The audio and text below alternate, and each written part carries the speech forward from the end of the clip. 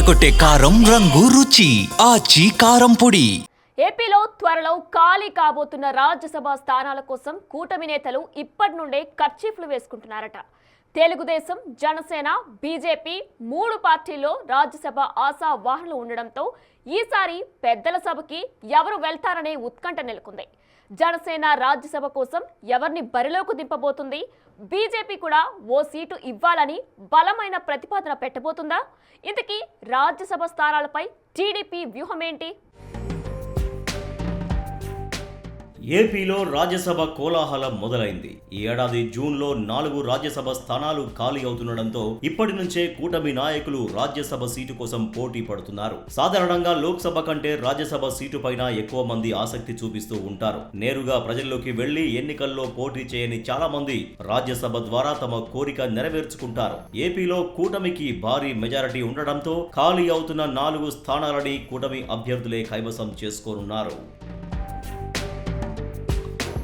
YCP అధికారంలో ఉన్న సమయంలో 4 సభ్యులకి ఆ పార్టీ రాజ్యసభ అవకాశం కల్పించింది. వారిలో పిల్లి సుభాష్ చంద్రబోస్, ఆళ్ల అయోధ్య రామిరెడ్డి, పరిమల్ ధీరజ్లాల్ నత్వానీ, మోపిదేవి వెంకటరమణ పదవులు దక్కించుకున్నారు. అయితే మోపిదేవి వెంకటరమణ కూటమి అధికారంలోకి వచ్చిన తర్వాత తన రాజ్యసభ సభ్యత్వానికి రాజీనామా చేయడంతో ఆ స్థానాన్ని సానా సతీష్ కి కూటమి ఇచ్చింది. ఇప్పుడు సతీష్ తో సహా 4 సభ్యుల పదవీ కాలం ఈ ఏడాది జూన్ తో ముగియనుంది. దీంతో ఏపీ నుంచి ఎవరికి రాజ్యసభ అవకాశం ఉంటుంది అనే చర్చ మొదలైంది.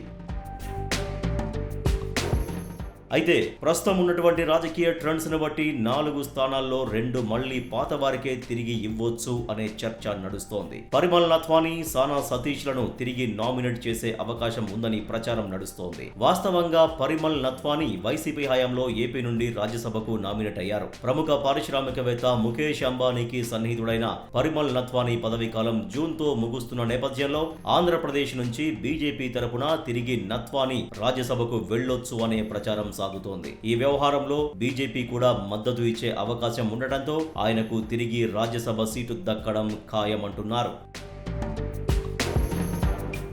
ఇక వాటితో పాటు కూటమి అధికారంలోకి వచ్చిన తర్వాత మోపిదేవి వెంకటరమణ స్థానంలో రాజ్యసభ స్థానాన్ని పొందిన సానా సతీష్ ను మరోసారి రాజ్యసభకు పంపే ఆలోచనలో చంద్రబాబు ఉన్నట్లు సమాచారం. కేవలం ఏడాదిన్నర మాత్రమే రాజ్యసభ సభ్యుడిగా కొనసాగడంతో మళ్లీ సానా సతీష్ కి అవకాశం ఇవ్వాలని లోకేష్, చంద్రబాబు నిర్ణయించుకుంటున్నారు. సానా సతీష్ విషయంలో మొదటిసారి రాజ్యసభ అవకాశం ఇచ్చినప్పుడే తర్వాత రెన్యువల్ ఉంటుందన్న హామీ ఇచ్చారన్న టాక్ నడుస్తోంది. మొత్తం ఉన్న 4 స్థానాల్లో 2 స్థానాల్లో పరిమల్ నత్వానీ, సానా సతీష్ల పేర్లు దాదాపుగా ఖరారయ్యే అవకాశం ఎక్కువ శాతం కనపడుతోంది.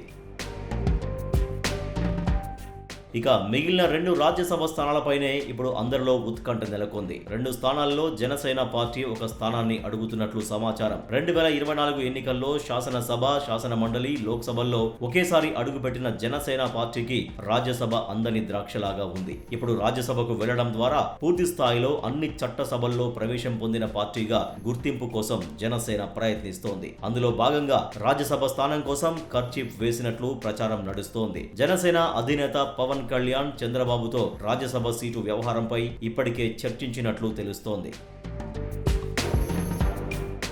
ఒక సీటు జనసేనకు ఇవ్వడానికి చంద్రబాబు సూత్రప్రాయంగా అంగీకరించినట్లు కూడా ప్రచారం జరుగుతోంది. అయితే జనసేన నుంచి రాజ్యసభలో అడుగుపెట్టేది ఎవరు అన్న చర్చ నడుస్తోంది. జనసేన నుండి వ్యాపారవేత్త లింగమనేని రమేష్, జనసేన కార్యదర్శిగా ఉన్న సినీ నిర్మాత BVSN ప్రసాద్లతో పాటు మరొకరి పేరు కూడా వినబడుతోంది. అయితే 2014 తర్వాత రాజకీయంగా, ఆర్థికంగా జనసేన పార్టీకి, పవన్ కళ్యాణ్ కి అండదండలుగా ఉన్న లింగమనేని రమేష్ వైపే జనసేనాని మొగ్గు చూపే అవకాశం ఉన్నట్లు తెలుస్తోంది. ఈ విషయంలో ఇప్పటికే కూటమిలో చర్చ కూడా జరిగినట్లు సమాచారం.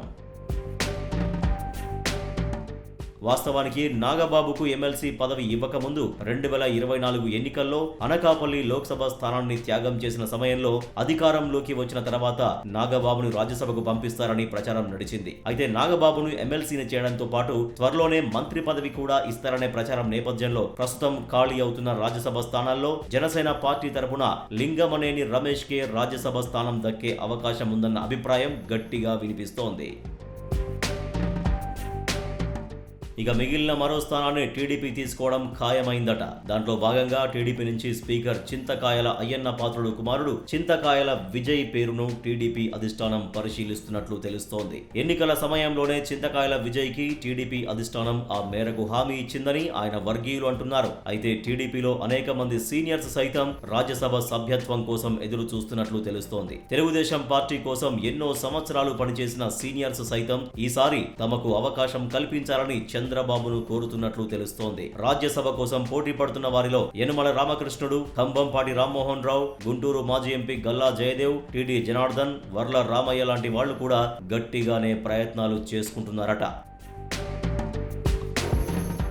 రేసులో ఎంతమంది ఉన్నా అల్టిమేట్ గా చంద్రబాబు, లోకేష్ నిర్ణయం తర్వాత రాజ్యసభ అభ్యర్థుల పేర్లు బయటకు వచ్చే అవకాశం కనబడుతోంది. సాధారణంగా రాజ్యసభ అభ్యర్థుల విషయంలో చాలా కసరత్తు తర్వాత మాత్రమే చంద్రబాబు అభ్యర్థుల ఎంపిక చేస్తూ ఉంటారు. ఇప్పుడు ఖాళీ అవుతున్న అభ్యర్థుల పదవీ కాలం ఇంకా 5 నెలలు ఉన్న నేపథ్యంలో ఎక్కువ కసరత్తు చేసి అభ్యర్థులను ఖరారు చేసే అవకాశం కనబడుతోంది. మరి ఈసారి రాజ్యసభకు వెళ్లే నాయకులెవరన్నది కూటమి పార్టీల్లో ఉత్కంఠ రేపుతోంది.